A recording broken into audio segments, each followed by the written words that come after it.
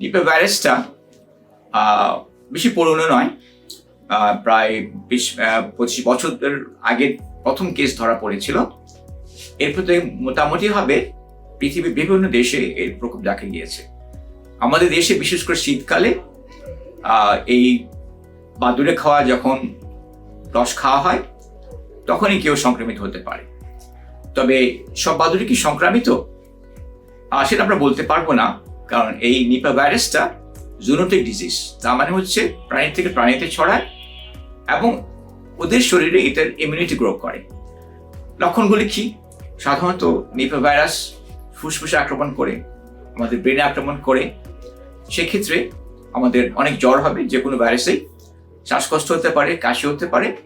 আর brain সংক্রান্ত যে সিমটমগুলো আছে তার ভিতরে মাথা ব্যথা, বিভ্রান্তি এবং খিঁচুনি। তো যেটা আমি জোর দিতে চাচ্ছি যে এই লক্ষণগুলো দেখা মাত্রই নিপা ভাইরাস মানে হয়েছে কি হয়েছে না সেটা চিন্তা না করে অবশ্যই আপনার প্রিয়জনকে, আপনার বন্ধু বান্ধবকে, আত্মীয় স্বজনকে বলতে হবে যে সঙ্গে সঙ্গে যেন তারা যে কোনো ডাক্তারের শরণাপন্ন হয়, দরকার হলে সিরিয়াস কেস হলে হাসপাতালে যেতে হবে। ভয় কিছু আছে কি? বসে ভয় কিছু আছে, সংকট কিছু আছে, কিন্তু আমরা যদি যে কারণে ভাইরাস সংক্রমণ থেকে আমরা পরিত্রাণ পেতে পারি সেটা যদি করি তাহলে পরে আমাদের ভয় পেতে কারণ নেই। একটা হচ্ছে যে শীতকালে খেজুর রস তো সবাই খাবেই, অনেকেই খাবে, কিন্তু যদি খেতে হয় এটাকে ফুটিয়ে খেতে হবে। নাম্বার 2, আজকাল ছাদ বাগানে ফল থাকে, সেখানে বাদুড়ের উপদ্রব হতে পারে। সেই বাদুড়ে খাওয়া, পাখিতে খাওয়া ফল খাওয়া যাবে না, সেক্ষেত্রে এটাকে বাদ দিতে হবে।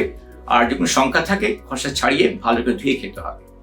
আশা করি এইসব যদি আপনারা করেন, সঙ্গে সঙ্গে প্রপার হাইজিন, হাত ধোয়া, মাস্ক পরা এবং সচেতন হওয়া, তাহলে পরে এই নিপা ভাইরাস থেকে আমরা পরিত্রাণ পেতে পারি।